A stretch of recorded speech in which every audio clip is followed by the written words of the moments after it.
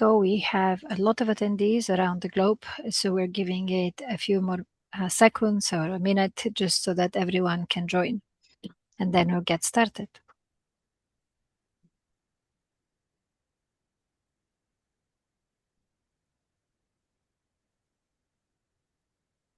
Right. I think we'll get going just because we have a very exciting, interesting agenda with very accomplished speakers and time is short. So my name is Latina Lugeva. I am a partner at PwC and I lead our international infrastructure work. I have worked with COST, the Infrastructure Transparency Initiative, our hosts for today, the people who organize this webinar. I have worked with them for about a decade now and have firsthand observations of the incredible impact transparency and data can have in all aspects of infrastructure and energy. Today, we're going to be talking about transparency in the energy sector, and we're going to use a case study from Zambia to start a global discussion. The speakers are very aware that we don't all live in Zambia, so they're going to talk to us about the context, but then they're going to focus on the kinds of lessons and the kinds of findings that will hopefully be relevant to all of you around the globe. Now, at this point, if you've joined us from Latin America or the Spanish-speaking countries and you don't know what I'm saying, it's because you haven't turned on the language translation, which is available to you at the bottom of your screen. There is a language interpretation option, and there is a Spanish channel. So please, if you prefer to listen to us in Spanish, do choose that option. There are only a few slides in English. Everything else will be translated in Spanish. This webinar is scheduled to last until 1:30 UK time, which is 90 minutes from now.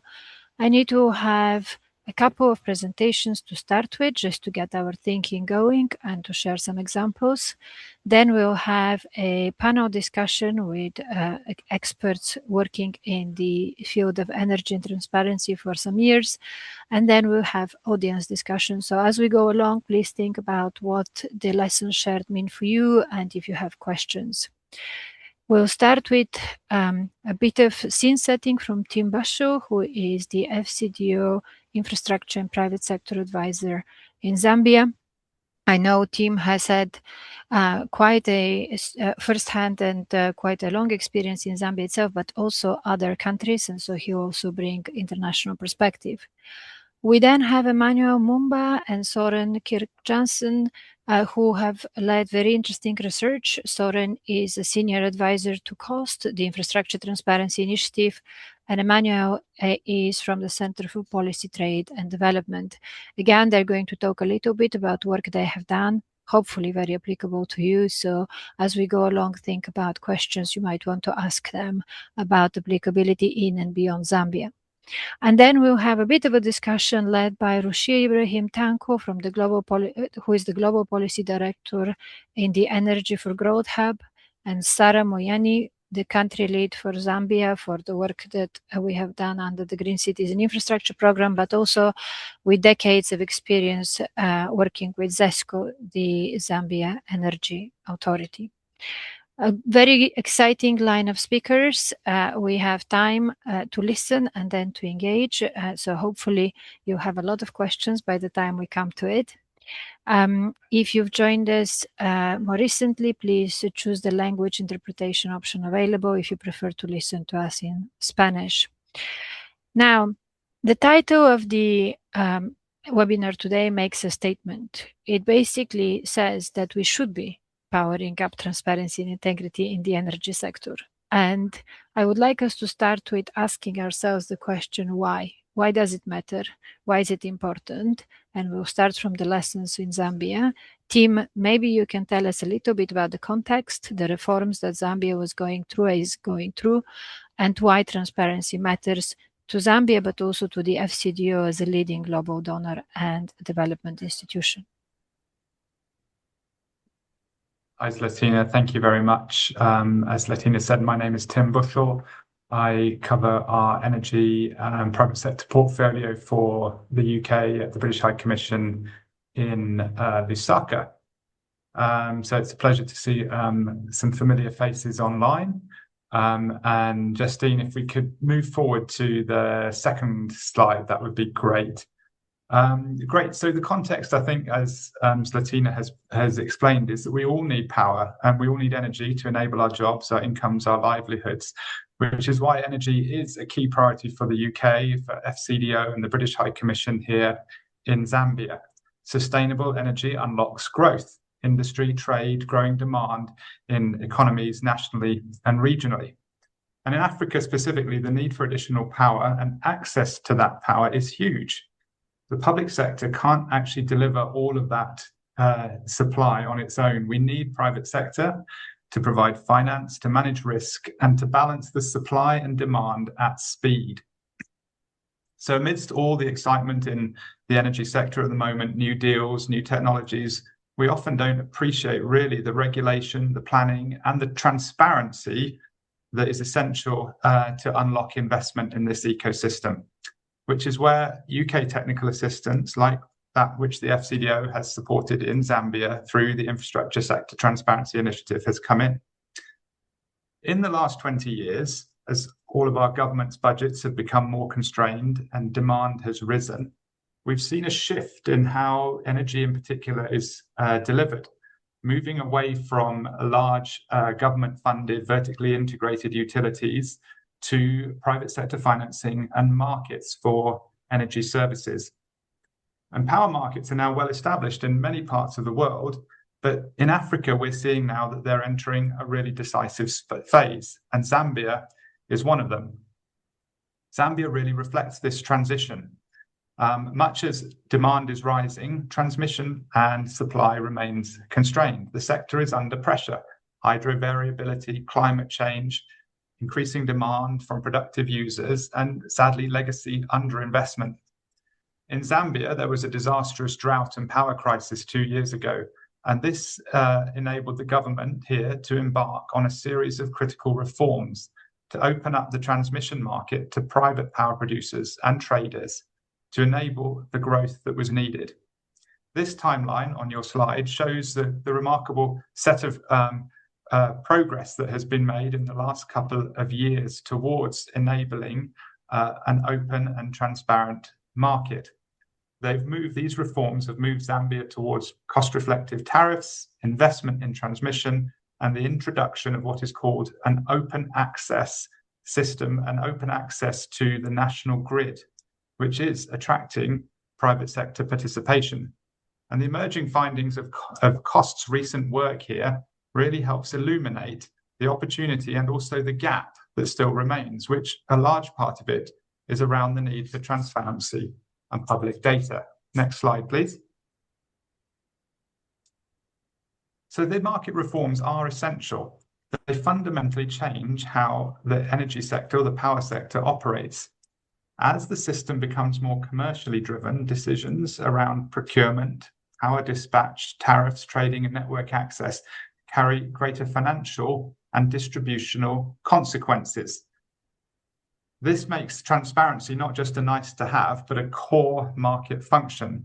And they're set out in these definitions that you have on your screen for what defines the open access and the vision for open access here in Zambia. And these are really, I would say, pilot or transformational early moves for a market like this in the African context. In mature power markets, competitive wholesale power trading and transparent pricing, open access to networks, they're enabled by standardized and timely data disclosure. That's what allows the investors, the regulators, the consumers to assess the cost, the risks, and the performance with confidence. Whereas in countries like Zambia and most developing countries, these foundations are still being built. We're moving from a government-managed system towards a more market-orientated arrangement.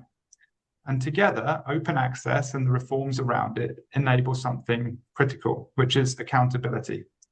The transparent data allows regulators to benchmark tariffs for investors to assess risk and the public to understand who is benefiting from these deals and who is bearing the cost of power sector decisions. Next slide, please. So a key insight from what we've been supporting here and Cost has been doing is that these market-orientated reforms actually expand the scope and the need for transparency. This slide here shows you, and I won't go into detail, the complexity of a power sector market arrangement and the number of trading arrangements and the number of connections in a complex power market.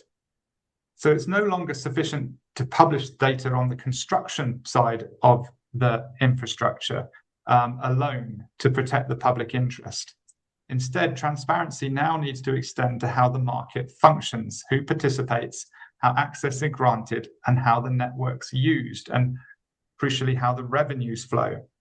So the key question that Cost's recent research here has been posing is, to what extent is transparency and public interest data needed to support fair competition, tariff scrutiny, investor confidence, and consumer protection, and what publication of data is needed to improve market efficiency, integrity, and sector performance? Slide, please. So this brings us really to the central challenge. The issue is not primarily actually a lack of data, but how it is published. The research that Cost is doing, and I'm sure you'll hear more about it as the webinar goes on, shows that substantial information is already available across the core institutions, but it's fragmented, inconsistent. And so for markets to function effectively, that must change. And there are some key priorities that I've put on the screen here. I won't go into detail into all of them because you'll hear about them later. But frameworks, regulatory frameworks should be mandated, structured. There should be balancing transparency and confidentiality. And we need a lifecycle transparency approach and broader development opportunities that are then unlocked from that. So importantly, transparency is not just about the governance. It's about enabling market performance.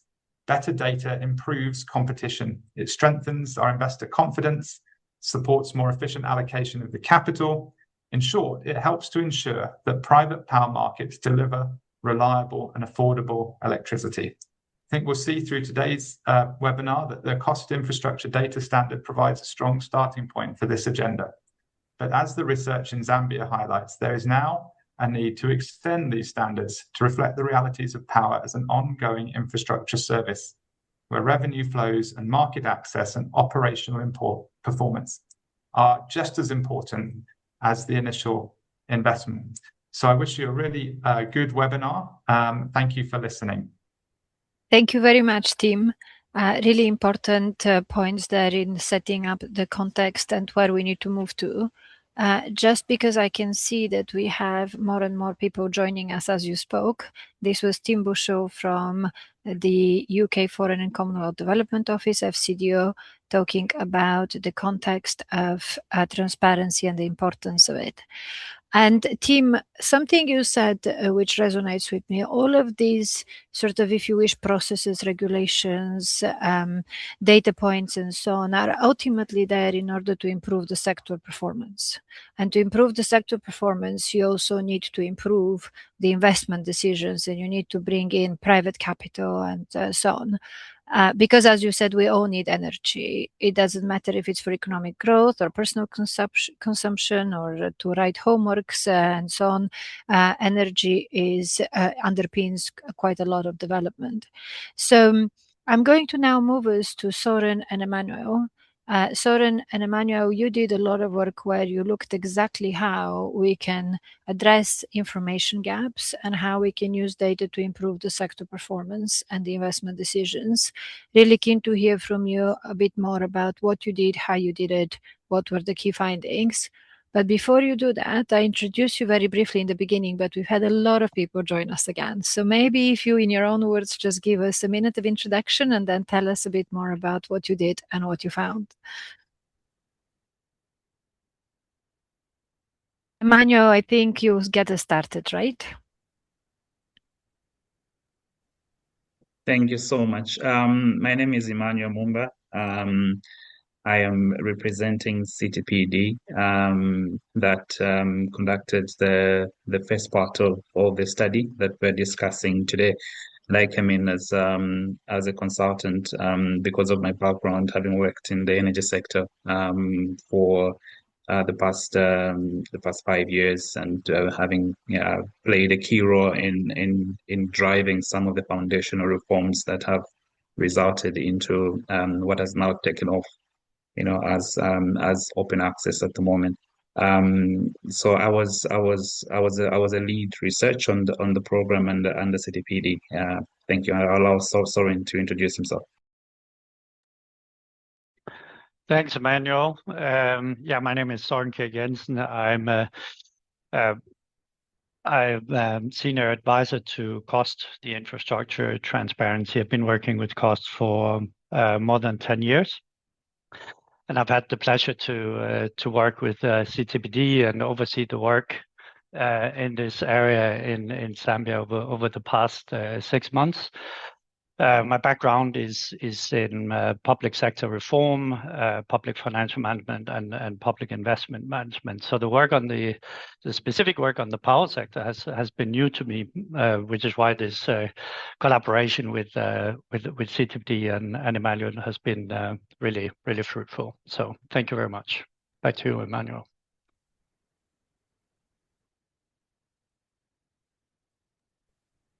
Thank you. So I suppose it's time to run through our presentation. I will present the first part of the presentation, and Soren will pick it up from there. And yeah, thank you so much. So this first part of the presentation of the study focused on electricity infrastructure as an asset, and we were basically evaluating the entire investment life cycle of an electricity infrastructure.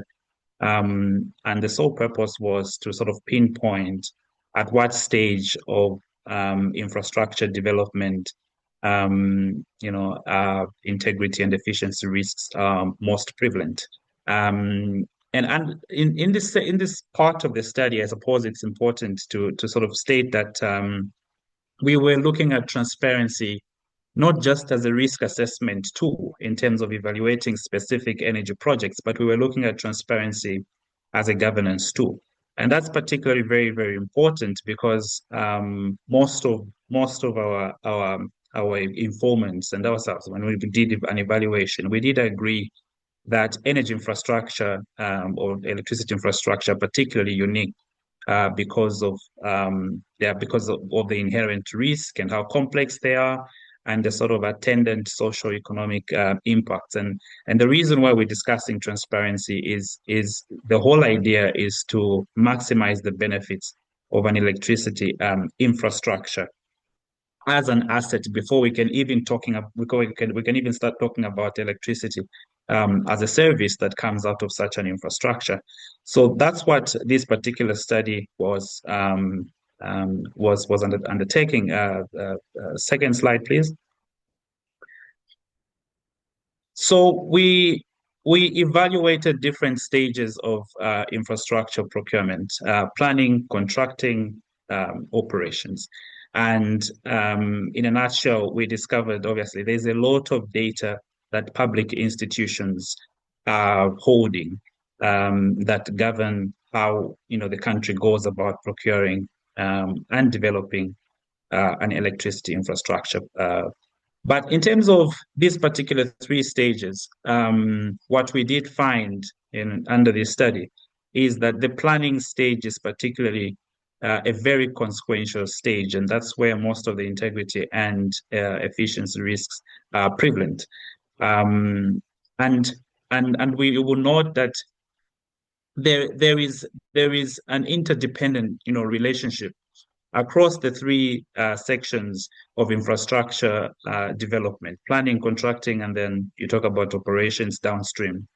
And the interdependence between generation, transmission, offtake means that failure, at planning stage will obviously cascade across the entire whole system, and you will feel the impacts here. If there's transparency at planning stage, most likely you're likely to run into cost overruns and things like that at operational stage. And some of the weaknesses that come out at that one will identify at planning stage, include, like I said, cost overruns, fiscal stress, infrastructure, lack of infrastructure in terms of how projects are identified and implemented here. And there's quite a lot of data, in terms of policy documents that inform project planning at this stage. For example, the Integrated Resource Plan, the Power Development Framework, Public Investment Plan, all these documents inform how project planning is done. But what we did notice is that most of this information is fragmented.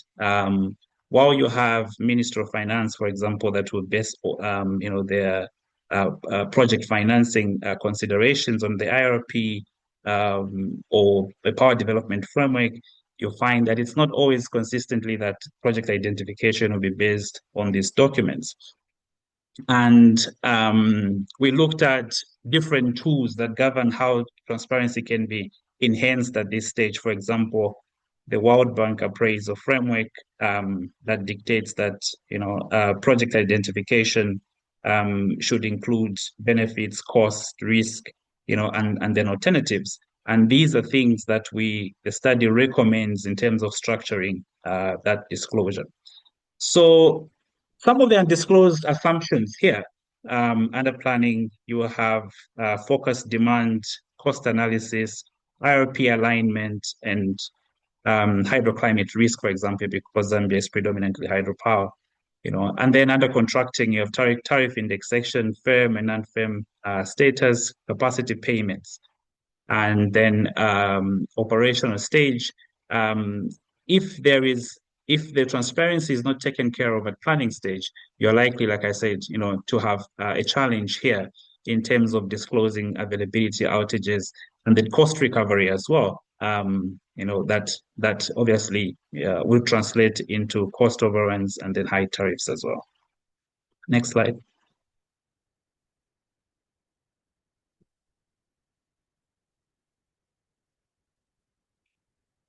Next slide.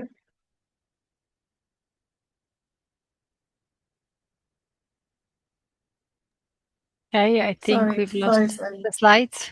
Yes, we've lost no the problem slides. at all. No problem at all. They'll come back. There you go. Emmanuel, just I don't want to get you out of your flow, but while we wait for the slides, what everything you're talking about so far makes a lot of sense. Oh yes, we're back. Let's continue now, and then I'll ask your question. I will wind it up here. So we came up with 12 data points, and these fall under the three sections of infrastructure projects, planning, and then contracting and operations. So these are the specific data points that you see on the table here, and then on the right column you have the attendant risks that result, that result from lack of disclosure of these data points. But the key issue to stress here is that, like I said, most of this data is available, but disclosure is fragmented and mostly retrospective. And what we were doing is to sort of benchmark disclosure of some of this information against the cost open contracting for infrastructure data standards, that dictate that, data disclosure should be lifecycle based, it should be machine readable, and then interoperable. It should have a linkage between contracts, and beneficial ownership. And what the study recommends is perhaps that some of this data that is, retrospectively disclosed does not result into meaningful usage of this data by various stakeholders, and that we could, probably, policymakers and decision makers could shift disclosure of some of this information upstream decision making, so that it allows for meaningful usage of this data for stakeholders to feel part of project identification implementation. And then they can also help raise accountability on the part of the government when implementing various projects. So this is what we came up with, and then Soren will talk a bit more about the second part of the research that deals with the revenue side data points that looks at electricity as a service. And while these lessons are specific to Zambia, there's obviously worldwide applicability of some of these lessons that could apply elsewhere. Of course, using Zambia as a case study. Thank you so much. Yeah, thanks, Emmanuel. So I'll jump in and pick up from here, which I'm very happy to do as we move into the most recent stage of our joint research in Zambia. And yeah, as mentioned, the previous phase ran from January to March, and the current status has run from April and up until now. So in this stage, the COST International Secretariat was a bit more directly involved, and we sort of deliberately shifted the lens from a more traditional cost focus on power sector infrastructure assets towards electricity as a market-oriented infrastructure service. So while that might sound like a subtle distinction, but for us at COST it's actually quite significant, because our core work has traditionally focused on the very real and documented challenges of delivering infrastructure on time, on budget, and to scope. But to be relevant to the power sector and potentially in other market-oriented utilities, we found that we needed to go beyond the asset and follow through to the service that the asset is meant to provide. After all, that is, as Tim also mentioned, what matters to people and the private sector. But what Emmanuel just spoke about was really an important and foundational starting point for this research in Zambia. So the question we asked at this stage was, what additional data do we then need in relation to this different lens? So it led us to narrow in on issues such as fair and even access to the market, the flow of money, financial viability, operational performance, and value for money. In practical terms, this means asking who can participate in the market, on what terms, how electricity is priced and paid for, and whether the resulting service is reliable, efficient, and financially sustainable. So I just would like to reemphasize that this research is really very recent, and it actually hasn't even been published yet. So you're getting a preview in this webinar. But in a nutshell, through applying this single service lens, we identified 8 dataset clusters with a combined 89 preliminary data points that appear relevant for answering these questions. And while this is work in progress, we believe they form a strong starting point for meaningful power sector data publication when electricity is understood not only as infrastructure, but as a paid and market-oriented public service. So we can go to the next slide, please. So the research has produced 8 emerging findings and 8 concrete follow-up questions, all to be published in due course. But one of the strongest emerging findings, and this has been slightly touched upon earlier, but it is really important, it's what is shown on this slide. So transparency work often faces the challenge of the data that we need doesn't really exist or isn't produced even for internal purposes. But interestingly, that is not the main challenge in this case. It turns out that a lot of the information is already held by various stakeholders across public institutions, regulators, utilities, finances, and market actors. The real issue is that this information is fragmented, uneven, and often retrospective.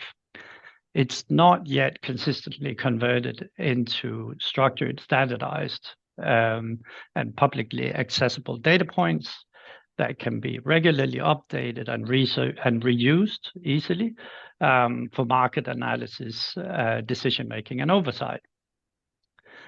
So this matters because, as we also heard initially, Zambia's power market has been under pressure for a while. We've heard of the climate-induced hydropower volatility in a context of rising demand, not only in Zambia but also globally, particularly from certain productive sectors, imports, and then in this scenario, all these combined factors really increase the importance of market access and revenue side information.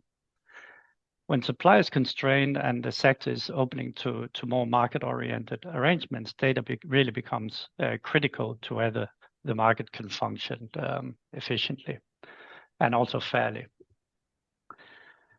So we also confirmed the importance of practical access conditions. We know that licenses are critical, but alone they don't prove that market access is working. Market participants also need information on applications, approvals, connection requirements, available and committed transmission capacity, congestion, network utilization, and customer migration. So without this, come to the last box here, information gaps can create or reinforce negative market effects, unequal access, tariff opacity, which can lead to lower investor confidence and ultimately weaker supply response and even fiscal risk. So what needs to become visible is really very practical. Who can participate? What power costs, who pays, and whether the assumptions behind investment and reform actually hold in practice. So we can go to the final slide. So while we're working towards an electricity sector data extension, we don't yet have the finished article. What we have is a structured starting point for power sector data publication framework. So as mentioned, we've identified the 89 preliminary data points, and they're organized into 8 clusters that reflect that are shown here, that reflect how electricity is provided as a market-oriented infrastructure service. So as you can see, these clusters cover market access, trading and imports, tariffs and cost recovery, PPA and PSA obligations, appraisal assumptions, realized performance, ownership, and source of supply. The source of supply cluster also matters for the energy transition because short-term responses to supply shortages can lock in these higher carbon generation assets with very long life cycle or lifetimes. The cluster is also designed to capture an important distinction between ex-ante appraisal assumptions and ex-post realized performance. What was assumed before approval and what actually happens once projects, contracts, assets, and market arrangements enter into operation. So taken together, the clustered data sets and individual data points are intended to reduce information asymmetries, limit market distortions, and support more efficient, transparent, and accountable electricity sector decision-making. So let me end with a suggestion for an action agenda in terms of how we can take this work forward. So the path towards a fully transparent, investable, and accountable power sector could be long and winding, but it doesn't actually have to be. And as they say, every journey starts with the first step. The first step in this case is very practical. We need to validate and refine the 89 data points identified in Zambia and test whether they are also relevant in other countries undergoing similar power sector reforms. Some data points may need to be merged, adjusted, or even dropped, and others might prove essential and need to be expanded on. The second step is to make the data set operational. So that means defining the data fields, agreeing the publication templates, identifying, importantly, who currently holds each data point or the information to populate the data point, and set out safeguards for legitimate commercial confidentiality. And the third step would then be to move from data set to a publication system. And COST has a lot of experience establishing data publication platforms and support the publication of so we can support the publication of the available data in a standardized, regular, and timely manner. An important point is that this can actually happen in phases, with publication becoming more comprehensive over time. So the wider, and my final point, is that a cost-aligned power sector data framework could become a practical tool for supporting reforming electricity markets around the world. Countries introducing open access type reforms, private participation, electricity trading, or new investment models all need reliable information on market access, revenue flows, and payment obligations and performance, if those reforms are to be transparent, investable, and accountable. So starting from Zambia, this framework can be tested and adapted for other countries facing similar challenges. And I'll finish here, and thank you very much, and back to you, Chair. Thank you so much, Soren and Emmanuel.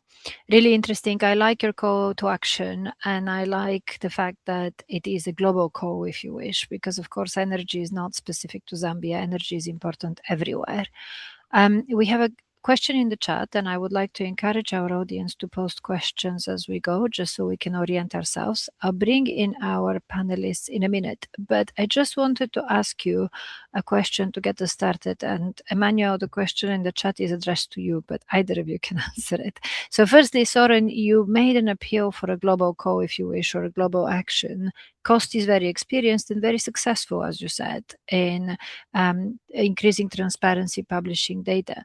I was curious if you have any observations, and a short answer now. Is there a big difference between energy as such and other sectors where COST operates in the past, or are the lessons very transferable, and in a sense, therefore, we can rely on the experience of COST? Yeah, we can rely on the experience of COST, and COST has already over the years evolved a number of extensions to the sort of the core IDS standard, infrastructure data standard, and the open contracting for infrastructure data standard. Early on into PPPs and also into the water sector, and more recently into sustainability and climate issues. And these were really important in actually developing this emerging framework for the electricity sector. And so we can rely on that, but it is new to us to take the step further to look at the service that then emerges at the end of the infrastructure, as I said, because infrastructure in itself has its own set of challenges. Indeed.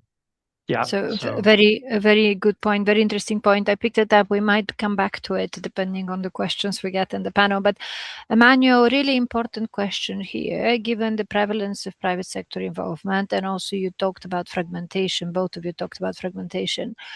Is there an institution responsible for this data?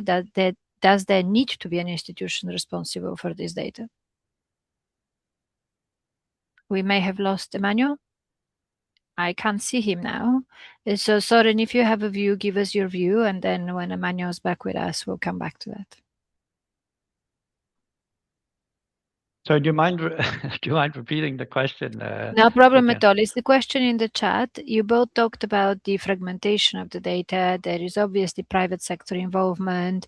It's a fragmented sector. So I guess the question here is there an institution responsible for this data? And should there be an institution responsible for this data in an ideal case? Yeah, I think that's one of the emerging questions that we need to consider more carefully. But ideally, like it's usually if we get to a point where there can be like a platform it's usually extremely effective if there is obviously a national institution that can take responsibility for that and lead the sort of the day-to-day legwork on it. Really good important point, because we live in an environment of abundance of data, and that data needs to be reliable and ideally well digested, as you discussed, and someone needs to ideally have the responsibility to do that. At this point, without further ado, I would like to introduce our two panelists. They will be joining Soren and Emmanuel, hopefully will be back with us shortly. So we have Sarah Mayuni, who worked for many years, I think maybe 2 decades, Sarah, plus with ZESCO, the Zambia energy company. And so you have a perspective as to what this looks like when you're at the very sort of in the hot seat of having to provide the energy. And then we have Rashia Ibrahim Tanko, who is the Global Policy Director for the Energy for Growth Hub. I would like to bring you in the conversation now, and thank you so much for joining us. And I guess I'm going to be the skeptic here now, although I'm very supportive of cost and what cost does. But I'm going to be the skeptic and ask you, what is the incentive for all these institutions and private sector providers, etc., to actually be disclosing data? And I'm asking this question because in this case, of course, there was the support of a donor, the FCDO. There is a global brand behind this. And so it does look very appealing. It does look very effective. But what would be the incentive for this to be happening on a regular basis without cost and without donors? Maybe, Sarah, we start with you, given your many years of experience with ZESCO, and then Roshaya, we come back to you. Okay. Good morning, good afternoon, good evening, everyone. The requirement to disclose data is something that needs to be fulfilled in order for the market to operate in an efficient manner. Of course, it's not something that people would naturally want to do. There's plenty that would discourage one from wanting to disclose data to the market, especially in a market where you're in competition with other institutions. You know, you tend to feel the less they know about what you're doing, the better. But in order to ensure that there's fairness and that the end users at the end of the day are not disadvantaged because of the varying terms that are existing within the market, the disclosure of data then becomes of great importance. So for the customer, of course, it's very obvious why that is. They would like to be treated fairly in terms of the pricing that they eventually end up with. For suppliers rather, it does help them in terms of knowing what is obtaining on the market with the other players as well as themselves, because it can be a source of introspection and perhaps improvement and efficiency in the manner in which they conduct their business.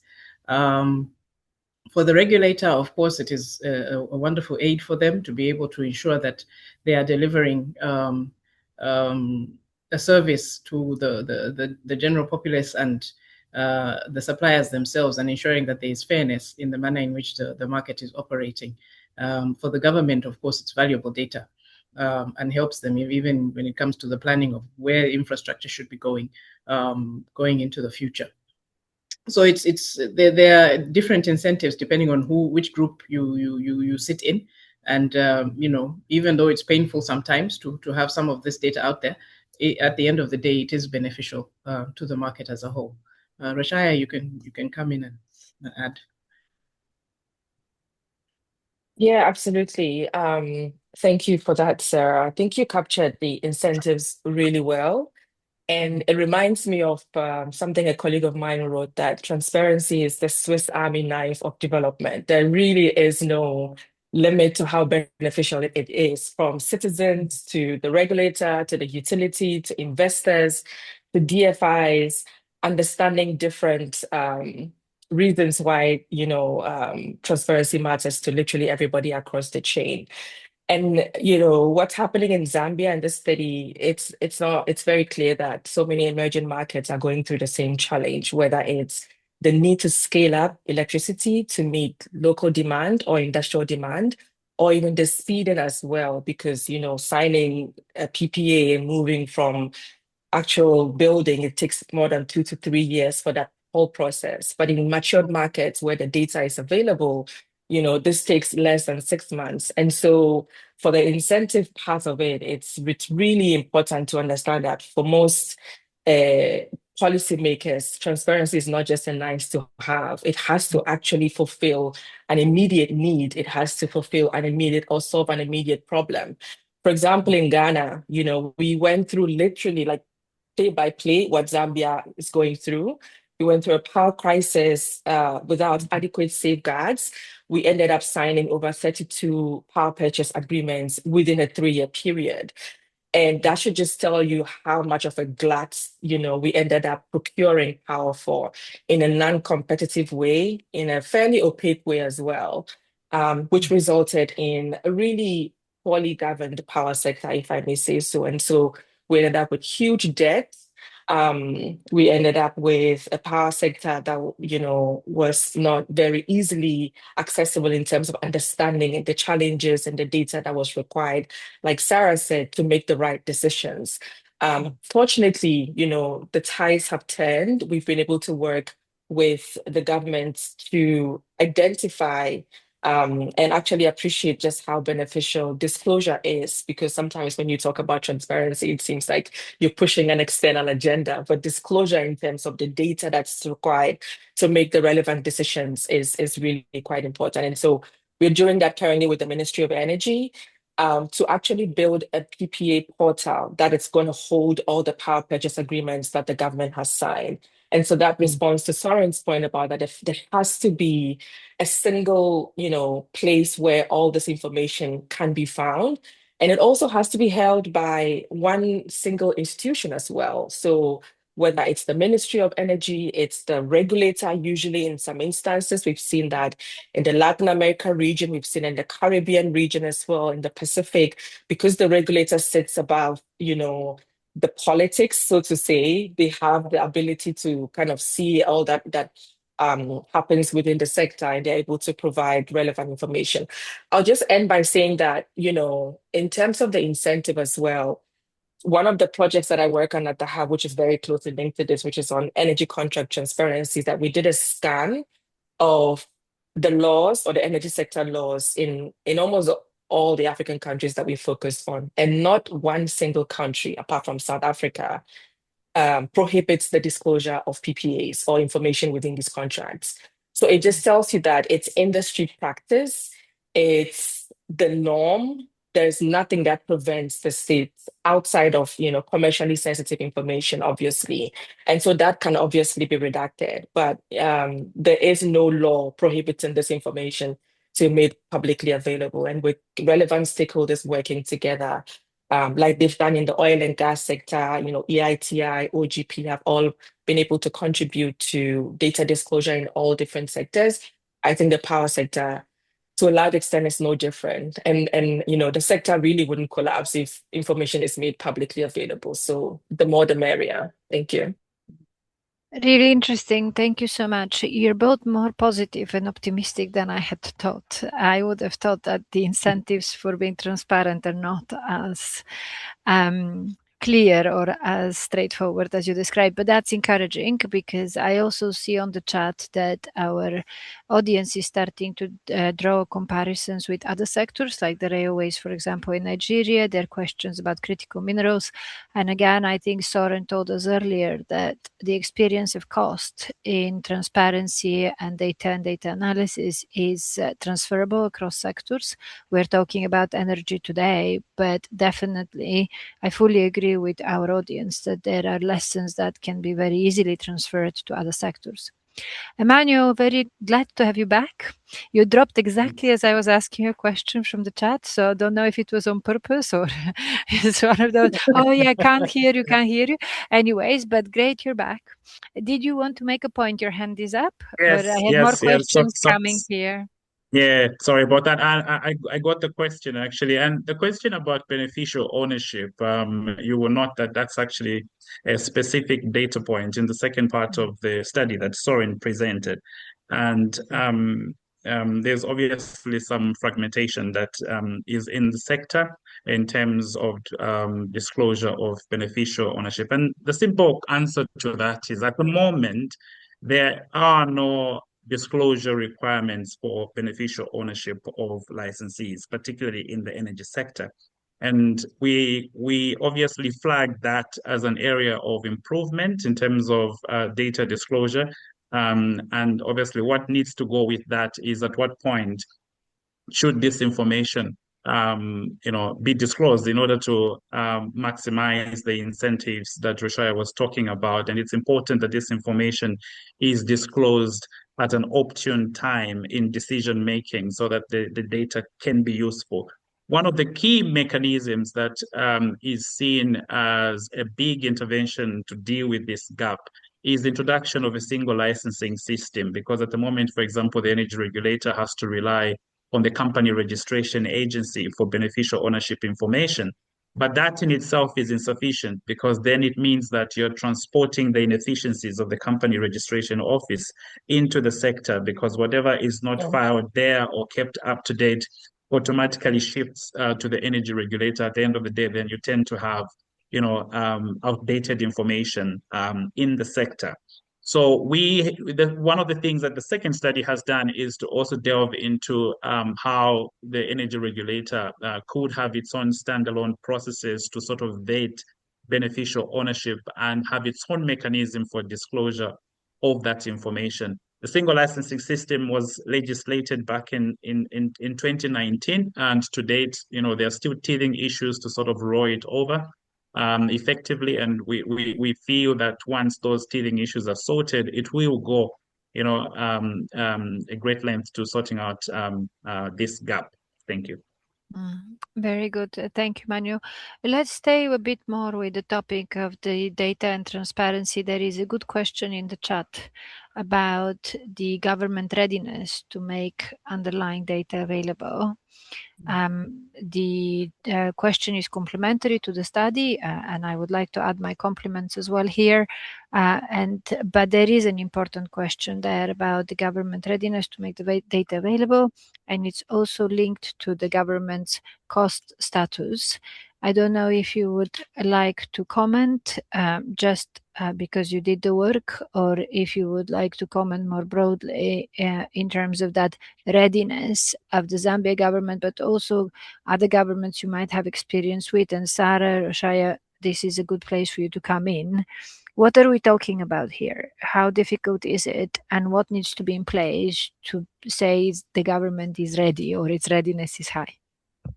Emmanuel, your hand's still up, so I don't know if you keep it there, I'll keep picking on you. But if you want to get us started, please do go ahead. Yeah, just dropped my hand here, but I might as well chip in on that. I think that from the perspective of the first and the second study, there is sufficient goodwill on the part of the policymakers to make data available. We received quite some interesting recommendations as well, because what came to light is that the decision makers themselves actually know where the challenges are, where the fragmentation is actually existing. And I think that's why projects such as the one Rashaya is talking about, having a sort of centralized pool of information for PPAs. I think that's why all these interventions are currently happening, under the umbrella of the government.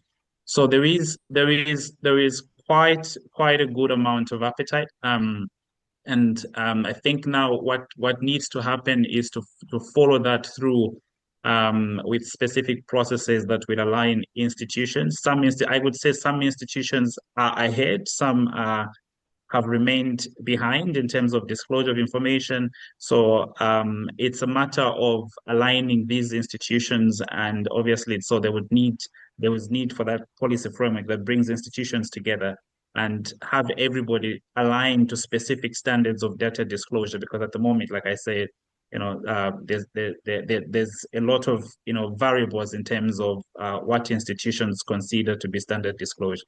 Thank you. Really good. Sarah or Roshaya, would you like to build on this? Yes. When it comes to readiness for data disclosure, I would say a lot of the focus tends to be on the public sector. That's the government, as well as the institutions that are quasi-government or parastatals connected to the government. So in that regard, you find those are the institutions that have been carrying out disclosures thus far to the regulator on a far more detailed level than is the case with some of the private institutions that exist on the market. And if we're going to open up the market and have all the institutions participate on a level playing field, that means everybody has to be brought on board in terms of the level of data disclosure that is required of them in order for this to work. So for the public institutions, it would probably be easier and faster, and the parastatals to get the data aligned and presented in a form that you would require, because the data is already there and they have been disclosing it in different forms.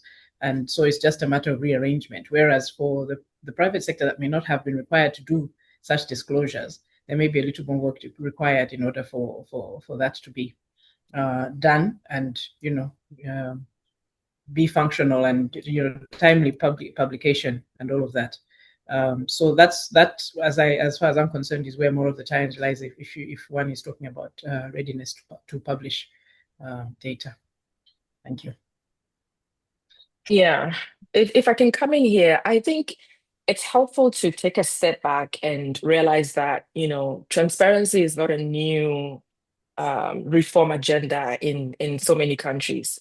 So in Zambia, for example, the EITI, the Extractive Industries Transparency Initiative, is already working with the Ministry of Mines and other relevant government ministries and agencies to collect information and store that in a usable portal in a machine-readable format. So that already indicates that, the government is amenable to disclosing information. There just needs to be the support to help framing that in a way that makes sense to them, but also without necessarily complicating the reporting process as well. So I'll give an example, in terms of Ghana or even in Nigeria, as we're working with subnational regulators to, again, make this information publicly available. There's a need to understand exactly what the minimum disclosures would look like, because unfortunately, we cannot go from 0 to 100% overnight. It's important to get that consensus from the key stakeholders and the key actors, and understanding that this is as much information that we are willing to provide as the government for now. And as we slowly build up that consensus and looking at extensive data points within the cost standard, that's sort of the ultimate goal. That's, the apex, and that's the North Star. So starting small and building that consensus, like we've seen in so many countries, I think would be very helpful. And also bringing in a comparative support as well, and helping the government to know that they're not doing this alone. They're not going through this alone as well. In the Caribbean, for example, a lot of the countries, they are signing their first PPAs. They're going through a lot of climate crisis, and so there's a need to show up renewables in a fast manner, but also a lot as well that's in terms of the scale. And so they've realized that the need to provide information and speed up the process, whether it's through competitive auctions or even direct negotiation, but there has to be that information that helps decision makers make these decisions in a speedy manner. So I'll end by saying that I think the Zambian government seems very open to making these information publicly available. The regulator, ERB, is already providing quarterly tariff information, I believe, from the report. And so just building on that existing mandates, I think, would be a very easy way of kind of easing the government into making this information much more structured, much more organized, and also in a timely fashion as well. Thank you so much. Oh, sorry, go ahead.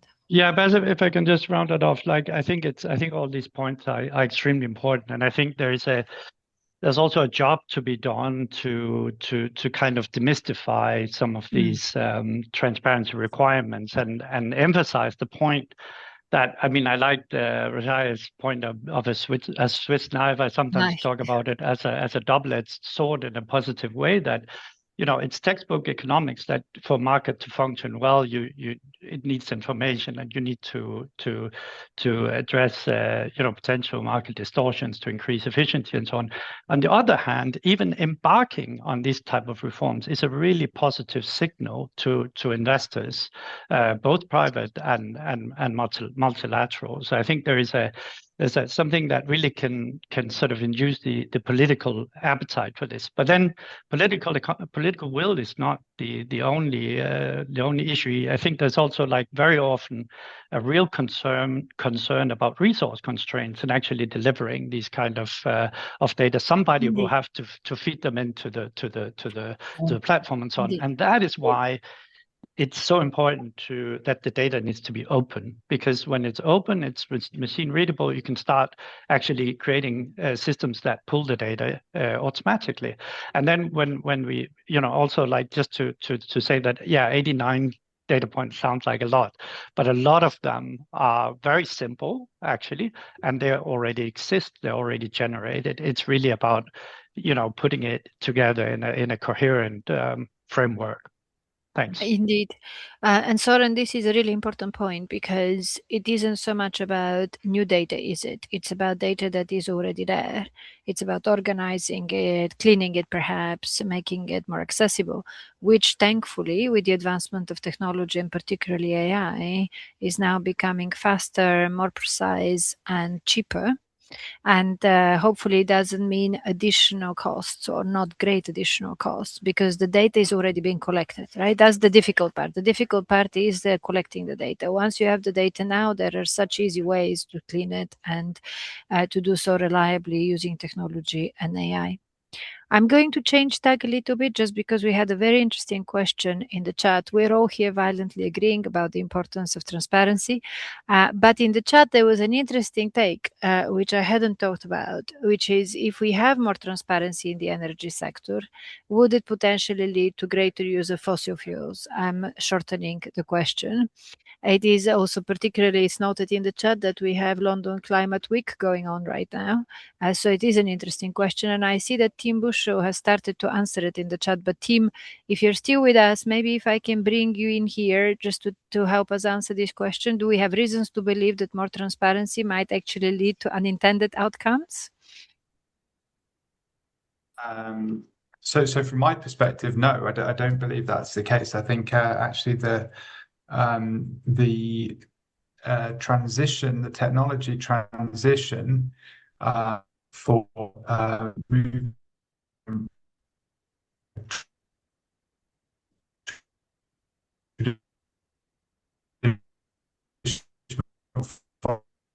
Sorry, Tim, may I ask, is it Mike? Energy has most cases cheaper than new fossil fuels. Can you hear me?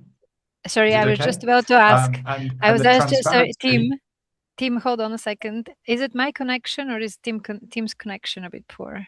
It's Tim's connection. Okay, so Tim, let's do another go. Let's do another go. You're now audible, but there was a point where we lost maybe the first sentence you said. So start again. This is an important question. See how it goes. Yes, apologies for that. Hopefully you can hear me okay now. Much better. Go ahead. I think it is. It's perhaps been a question that we grappled with in previous years, but I think now where technology is leading in terms of the drop in the price of solar, and particularly recently, especially in the last year, a huge drop in the price of battery energy storage, it is fairly convincingly obvious that the renewables will over time become cheaper than fossil fuels, and that transparency is then should benefit that transition, because I think there is traditionally a sort of a lingering belief that fossil fuels are cheaper, and certainly the pace of transition does affect that. In the short term, we may find that a rapid transition from fossil fuels to renewables increases costs, but with a careful transition, the long-term trend is to cheaper renewable sources of energy, especially with dropping prices of battery energy storage. So I in my perspective at least, transparency should help the transition to renewable energy. really good to hear, very positive. I'm keen to hear other opinions on this. I just wanted to make a comment myself. Tim, what you're talking about is right, because we allow the focus to be on the cost, not the value, right?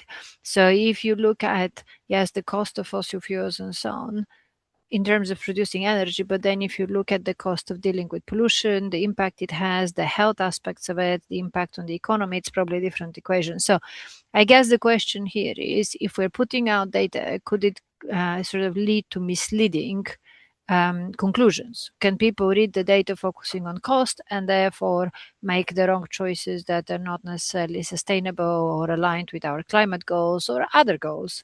If I think of it, so interested to hear from the panel.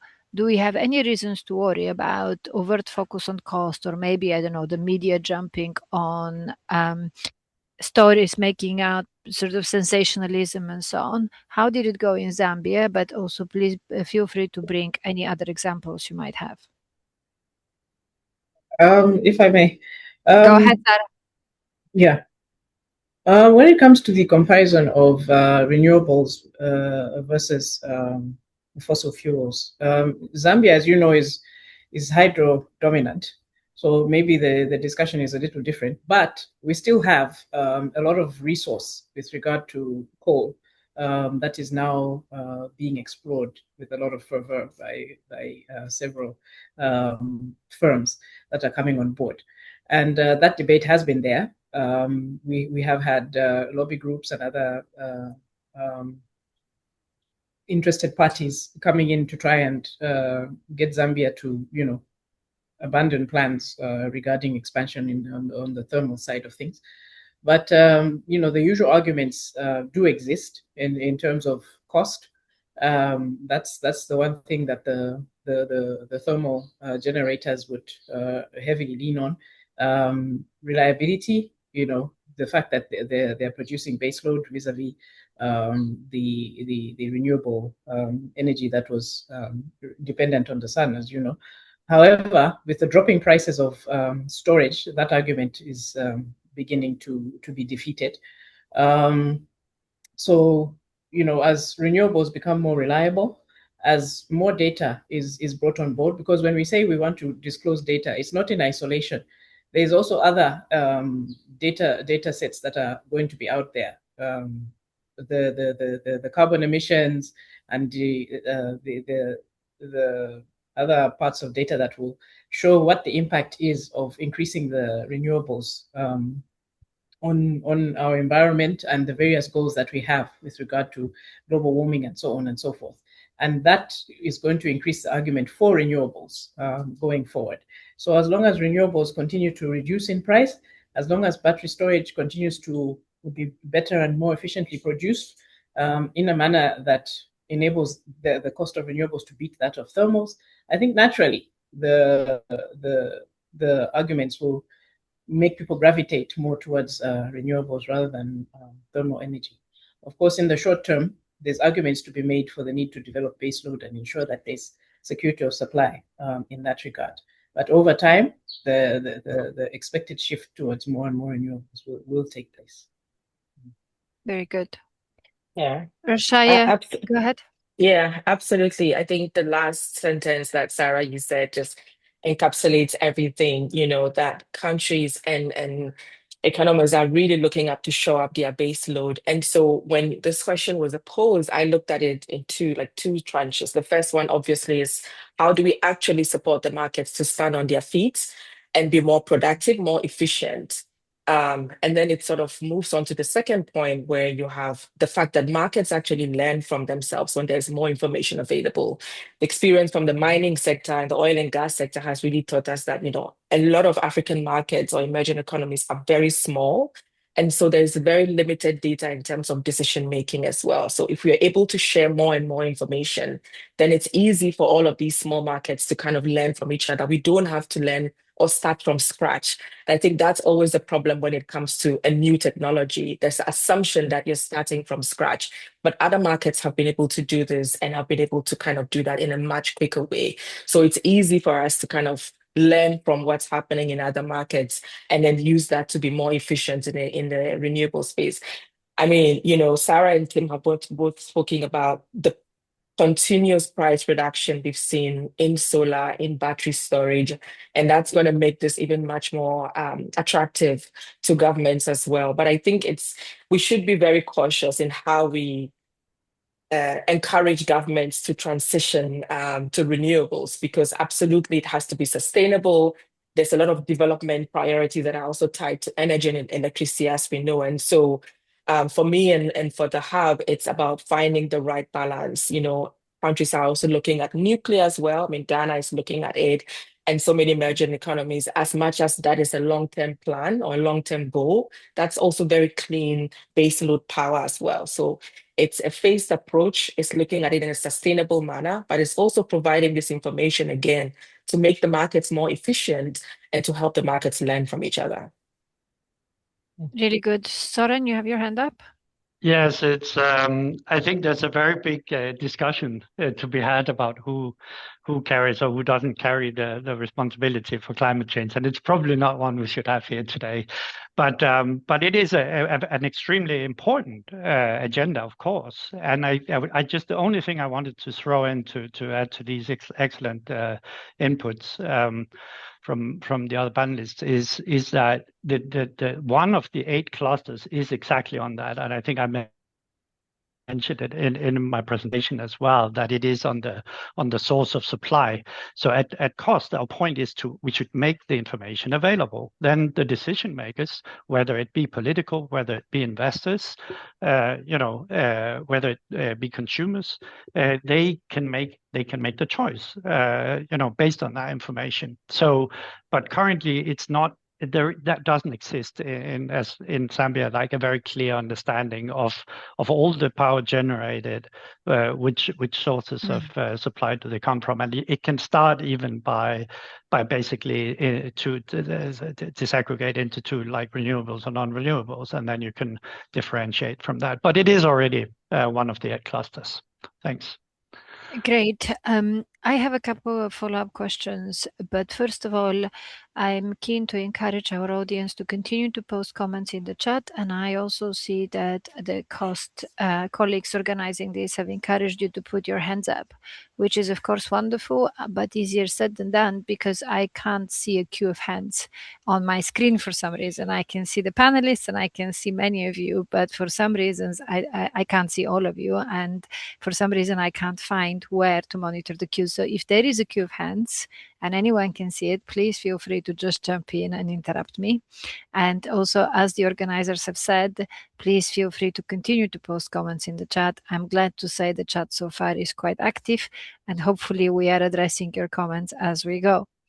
As no one's shouting at me there is a queue of hands, I'm going to ask another question, and I'm going to ask it because I see the cost logo behind Soren, but also, of course, cost is our host and a very important standard and very important work in transparency. So, question to our panelists, and of course, if you have an opinion in the audience, put it in the chat.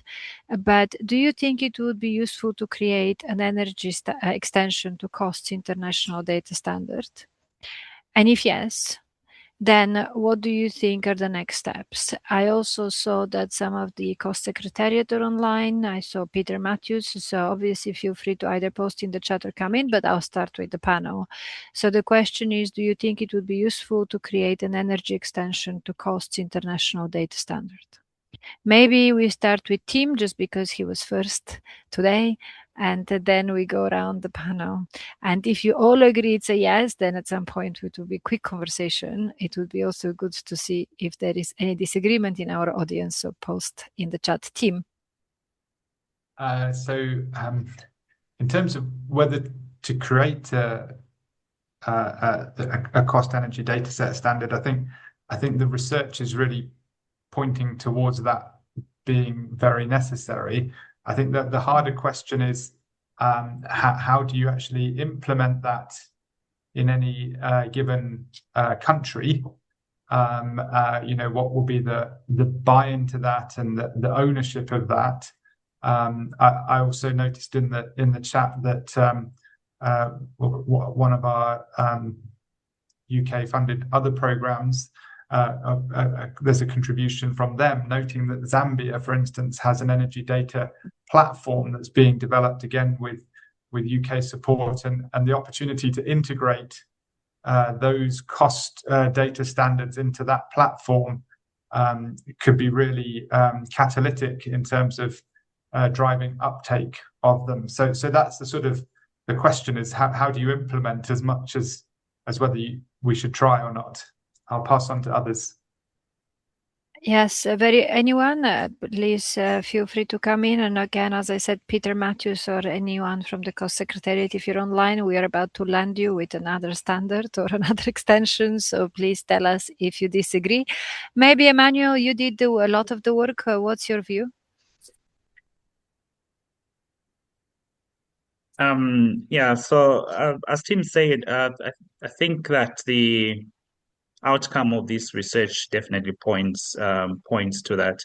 But I think what would be critical would be, first of all, to analyze. There's quite a lot of initiatives going on at the moment. We talked about the single licensing system.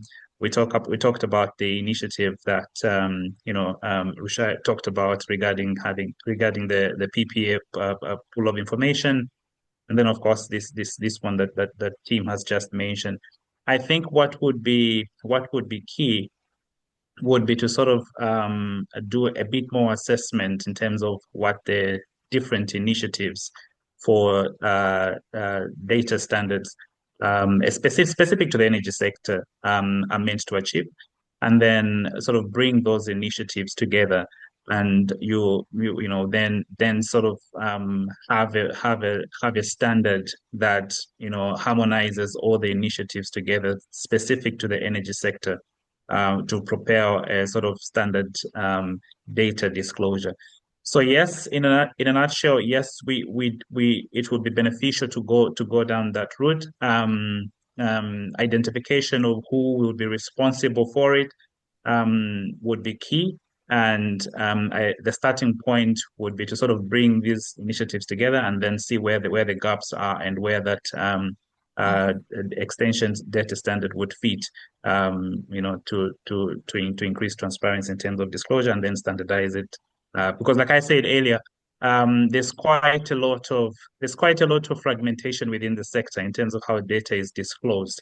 And that sort of extension would be key, specifically in terms of Zambia and I'm sure other countries, to raise that standard and ensure that everybody looks at data disclosure the same way, all the players in the sector, so that we can deal with this fragmentation that currently exists.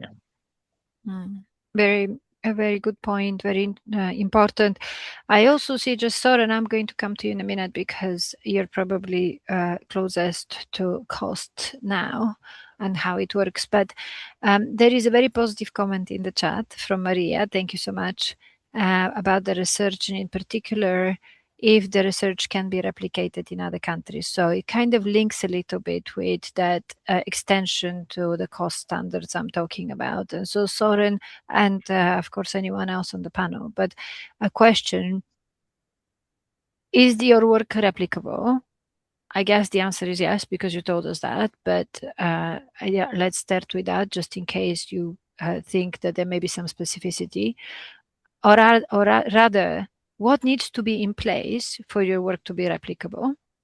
And also, again, Soren, to you, what do you think about the extension to the cost international data standard? And is that the way to go, or is it about first replicating the research, thinking a little bit more about what Emmanuel said, doing maybe another couple of countries, maybe different types of countries, and then deciding if it's about standard or something else? So Soren, thoughts? Yes, and if the platform is also replicable. Yes, thank you, Maria. Yes, of course. Thank you. So, yeah, without wanting to sound, self congratulatory or anything, I think, I mean, perhaps I can rather answer why we started this why we embarked on this work in the first place. it's, as I also said earlier, like this, it's not new to cost to look at to how we can build on the core infrastructure data standard with extensions, and we've already, cost has already come a long way in this. I think what is kind of new in this area is that we are looking, we're taking a step further and looking sort of at not at the infrastructure such, but at the sort of service delivery.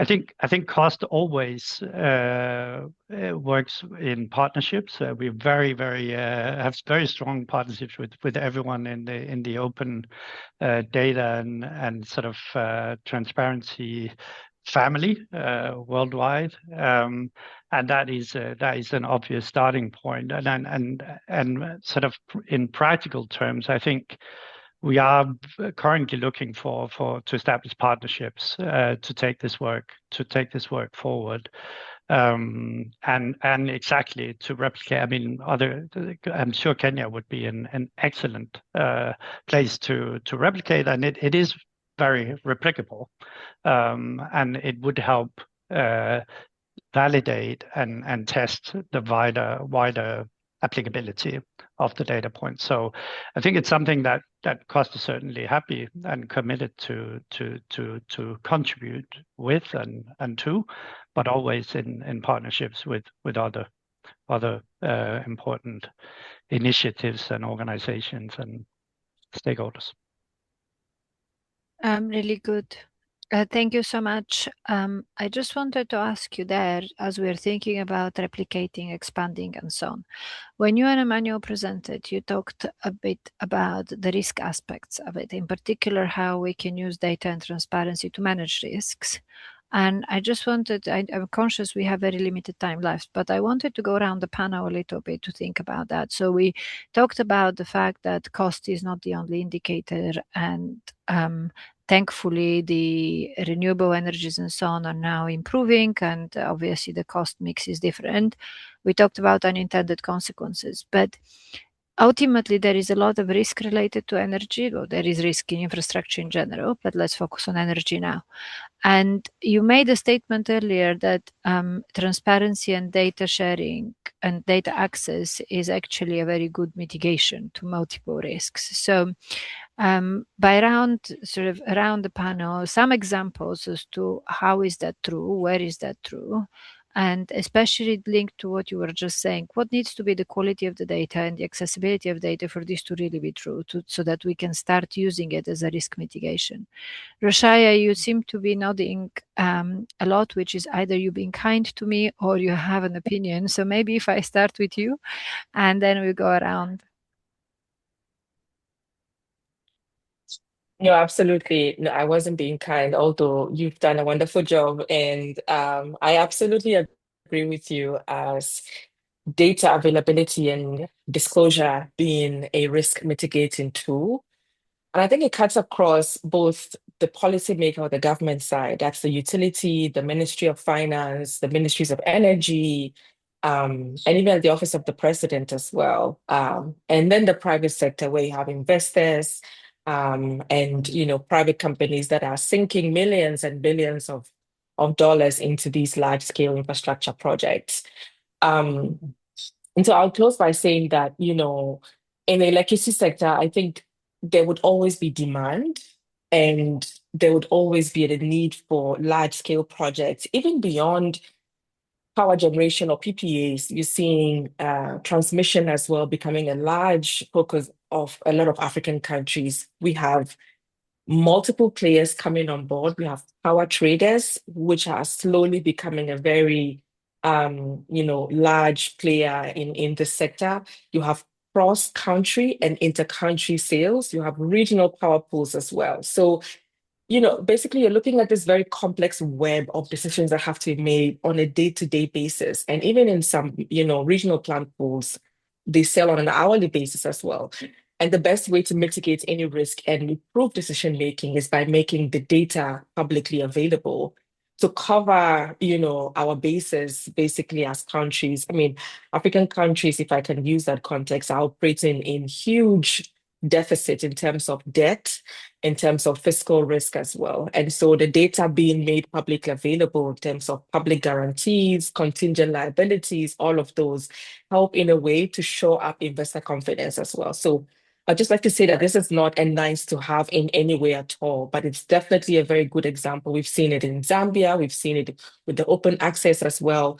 We've seen it in Ghana. Our power market is slowly but surely rising up from the dead. We've seen, South Africa's power markets, particularly the renewable energy IPP project, be one of, the world-class energy auctions just because of how well it was structured. And so I'll just, say that it's really important that, the point Emmanuel said about bringing together the stakeholders that are already working on this issue to have a much more comprehensive approach so that we don't work in silos and replicate the work that is being done. Thank you. Thank you very much, Rushaya. Who would like to comment next? Sarah, maybe I come to you. Okay. All right. Go ahead. Yeah, maybe Go ahead, before Sarah comes in. Thank you. So like I said, when I was starting my part of the presentation, we obviously looking at transparency as a governance tool and not just as a risk assessment tool. So I suppose we would have had, if the scope of the project was going into evaluating specific projects, we would have a number of them. That's for sure, because these discussions did come up during data collection. But ultimately, I think it's agreed that transparency, when you include transparency early on in decision making, you include social, environmental, and risk assessment, the outcome is project viability downstream. And that's critical. And that's the role that transparency plays in terms of using it as a risk assessment tool. And obviously, the devil in the room is tariff. And when you talk about tariff, an investor wants to get a reasonable return on the investment. And so when you now get to recouping the return of investment, how much of that investment would you have disclosed upstream? How much of that investment would you have disclosed, and what are sort of parameters would you have disclosed, so that then when you start recouping, people understand that you're not trying to make a killing out of this particular investment, but this is reasonable. So I think that's the critical issue to look at, and the phase one of this project obviously sort of drew this interconnectivity in terms of having risk, be seen to run through the entire life cycle of a project. So, and that's why we are saying that risk assessment should be made early on, but not just be made early on, should not be abandoned, but run through the project implementation. Thank you, Emmanuel. I'm very keen to hear Sarah's view, just because of her experience with ESCO. And now, with another minute to go, John Hawkins has put his hand up from the Cost Secretariat. So, Sarah, give us your view, and if we have time, we'll go to John. Okay, since time is very short, I'll narrow it down to a small aspect, because some have already been covered by Rushaya as well as Emmanuel. When it comes to some of the risks that could be mitigated by data disclosure, we've got the obvious one that Rushaya started some of her remarks with, which is the risk of over-procurement or procurement that is not particularly in line with the needs that the country has over time.